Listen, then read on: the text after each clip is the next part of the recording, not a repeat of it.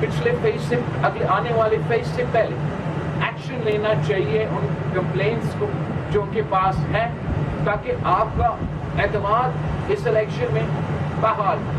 اور election commission کو، انتظامیہ کو، سیکورٹی والوں کو انشور کرنا چاہیے کہ یہاں کے مظفر آباد ڈویژن کے ووٹرز کو جو خرچات ہیں، جو ہمیں خرچہ ہے کہ چودھری لطیف اکبر صاحب جو میرا شریف امیدوار ہے اور ووٹوں کی طاقت پہ جیتتا ہے، تو وہ ظلم اور زیادتی اور زور اور تشدد اور بندوق کے زور پر اگر مظفر آباد پہ کا امن کو خطرہ میں لانے کی سوچ بھی رہی ہے تو ان کا خیر نہیں ہوگا۔ نعرہ بلاول! نعرہ لطیف اکبر!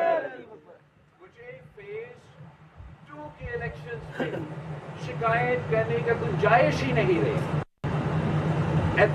کوئی مسئلہ نہیں ہونا چاہیے سیکورٹی کے لحاظ سے۔ ہمیں تو کہا گیا کہ فیزز ہم اس لیے کر رہے ہیں کہ ہم آپ کو تمام سیکورٹی فراہم کر سکیں۔ دعویٰ یہ تھا کہ فیز وائز کر رہے ہیں تاکہ سیکورٹی ہو۔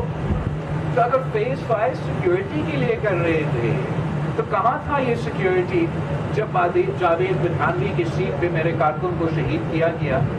کہاں تھا یہ سیکورٹی جب چودھری یاسین صاحب کی آبائی سیٹ پہ 30 پولنگ اسٹیشن پہ قبضہ کیا گیا اور میرے کارکن چیک کے کہہ رہے ہیں؟ کہاں تھا یہ سیکورٹی جب چھوٹے اخلاق کی سیٹ پہ 10 پولنگ اسٹیشنز پہ؟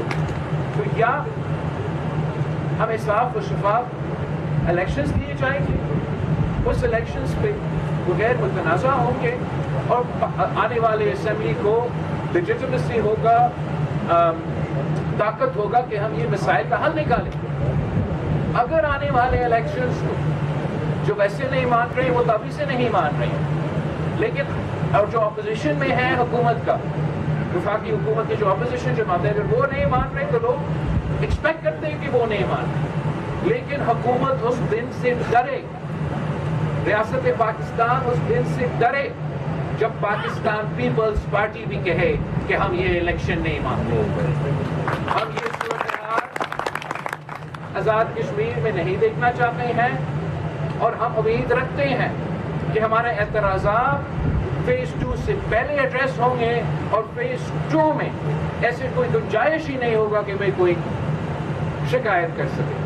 آخر میرا زور اور مطالبہ اس بات پہ ہوگا کہ جیسے میرپور کے عوام کے لیے ہم نے انٹرنیٹ بحال کیا، ویسے یہ میرا مظفر آباد کے عوام کے مطالبہ ہے کہ ان کا تو گناہ نہیں ہے، ان کا قصور نہیں ہے، وہ نہ احتجاج کرنے والوں میں شامل ہے، نہ یہ حکومت کرنے والوں کے ساتھ، یہ تو اپنی زندگی جینا چاہتے ہیں، اپنا نارمل لائف جینا چاہتے ہیں۔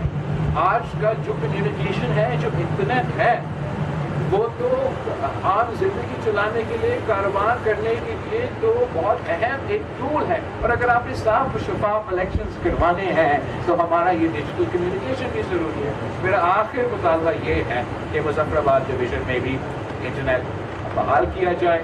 میں آپ سب کا شکر گزار ہوں۔ پھر میں تھوڑی دیر کے لیے جو ہمارے صحافی دوست ہیں ان کو یہ موقع دینا چاہوں گا کہ ان کا اگر کوئی سوال ہے میں ان کا سوال کا جواب دوں گا۔ کہ آپ نے جو مطالبہ رکھا، اگر آپ کا مطالبہ نہ مانا گیا، کیا اس کے لیے آپ قانونی طریقہ اختیار کریں گے یا کوئی طریقہ ہوگا جس میں آپ کو یہ سیٹیں واپس ہوں گی؟ تو اگر یہ مطالبہ نہ مانا گیا تو کیا آپ پاکستان میں اور جی بی میں جو حالات ہیں ان پہ بھی نظر ثانی کریں گے؟ جہاں تک مطالبہ کی بات ہے، اگر آپ میرا جو سیٹس جو پاکستان پیپلز پارٹی کی سیٹس ہم سے چوری کیا گیا ہے اور اس کے بارے میں سوال کر رہے ہیں، تو میں I have confidence in the legal proof that I have, in the video evidence that I have, in the data from the polling stations جو انہوں نے قبضہ کی، کہ میرے پاس اتنا ثبوت ہے کہ قانونی راستے سے مجھے انصاف ملنا چاہیے، اور میں اس ایونچویلٹی کے بارے میں سوچ ہی نہیں رہا ہوں کہ مجھے انصاف نہیں دیا جائے گا۔ مجھے کیوں نہیں انصاف دیا جائے گا؟ اگر मुस्लिम लीग ने अकेला ये धांधली किया। अगर इलेक्शन कमीशन या कोई और इनका ये धांधली में मुलव्वस नहीं है और मेरिट पे फैसला किया जाएगा, तो मेरिट के मुताबिक, कानून के मुताबिक पाकिस्तान पीपल्स पार्टी हक पे है और हमें अपनी सीट वापस मिलना चाहिए। तो मैं उस सिनारियों के बारे में सोच ही नहीं रहा हूँ। मैं इसी पे ध्यान दे रहा हूँ कि मैं कानूनी तरीके से, कानूनी फोरम से उम्मीद ये रखता कि हमारा जो एतराज़ात है वो दूर किए जाएं। Assalamu alaikum, Mr. Chairman sir. You spoke very aggressively. Do you think so your aggressive speech will spark coalition rift in Islamabad? You are the main coalition partner of the federal government. Thank you very much. कोई लफ्जों से तो rift कभी नहीं बना। Rift अगर बन सकता है तो उनके धांधली की वजह से बन सकता है। अगर मेरे साथ नाइंसाफी होगा तो रिफ्ट बन सकता है। सियासी बयानबाजी की बुनियाद पे तो रिफ्ट नहीं हो सकता।